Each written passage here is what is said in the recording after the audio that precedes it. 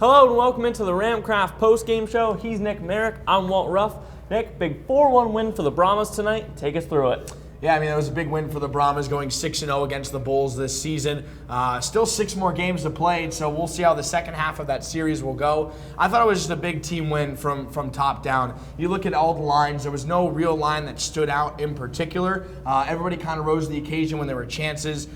Jeff Potter mentioned it to you between the first and second period. He was really focused on how the Brahmas' chances matched up against the Amarillo Bulls' chances, and there was definitely a swing there towards the Brahmas' favor, ultimately helping them out. And offensively, when you put up 4 goals, you got to be happy, and the defense locked it down. Yeah, absolutely. And then Connor O'Brien in net, stopping 16 out of 17. So a big win for him. You have to assume we'll see Kaspersky tomorrow night. Let's talk a little bit. We had our ITS tactical fight of the night with John Zimmerman there. We did. I thought it was a good fight.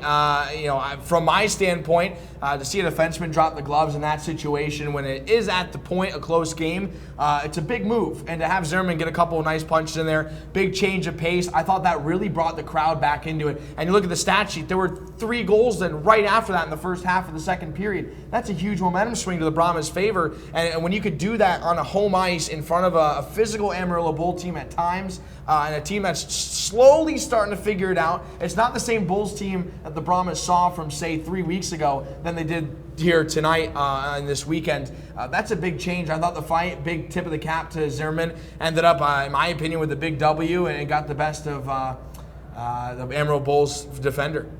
As you mentioned during the broadcast, all 3 fights this year have been by Brahmas defensemen. So now flipping the script, it's 6-0-0 in the Battle of the Cattle. They'll meet 6 more times this season, so the Brahmas have at least clinched a series split, which is big for them, especially since it's divisional play after all. Yeah, that's huge. Whenever you're looking at divisional opponents, you have to have a good record against them to make it to the playoffs. I know it's early to talk about that. I get it. But we know the Brahmas and the Wildcats are fighting for those top spots, and you can't afford to drop one to the Bulls who are trying to get on the upswing. You got to take them when they're at a low point in their game. You have to capitalize on that, and that's exactly what Dan Wildfong and Jeff Potter's team did. And ultimately, it's going to carry some momentum moving on. But kind of going back to the goaltending matchup, I don't know if it could be Martinson for the whole season. I just don't think that's going to pan out. You have to find a way to get Weatherly or even Cathcart a first game, even if he's an emergency goaltender. Something to change it up, something to spark the team. Yes, Martinson's good, but he has not figured out the Brahmas. His goals against average, almost 4 a game. And again, Friday night, 4-1 win for the Brahmas. Yeah, at this point, it's like, what do you have to lose? I mean,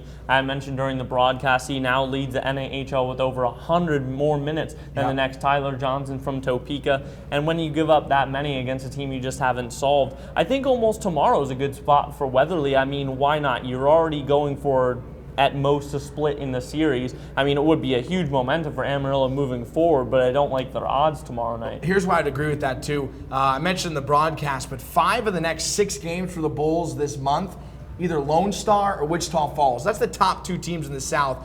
He is going to be gassed if you roll Martinson for all 6 of those, or 5 of those, and even if you give the one against Odessa, who's right there as well, arguably the 3rd best team in the South. That's a tough month heading into the holiday season, and it's going to be a lot to rely on the shoulders of Martinson. So I think a change is almost necessary, at least some point. You got to throw a bone to somebody. Oh, 100%. And you have to wonder about his psyche, too, as well. It's like, okay, I didn't pick up the win tonight. Am I going to go again tomorrow? Am I going to get shelled? And then looking forward, it's like, okay, next weekend I have the number 1 team in the South. Right. So it can only get better. Weatherly in his 1 game played against the Brahmas, 6 goals allowed in that game. So even from his standpoint, you can't get much worse than that. So even from the psyche standpoint, get that out of your head, go in fresh, and try to compete for some more starting time. Yeah, 100%. Well, Brahmas win 4-1 tonight. That's all we've got. We'll keep it short and sweet for you. Come back tomorrow night here at 9 Texas. Michael Jackson night. Can't promise that Nick will only be wearing 1 glove, but you'll have to come to find out. Brahmas win 4-1. This has been your Ramcraft post-game show. He's Nick Marek. I'm Walt Ruff. We will see you next time.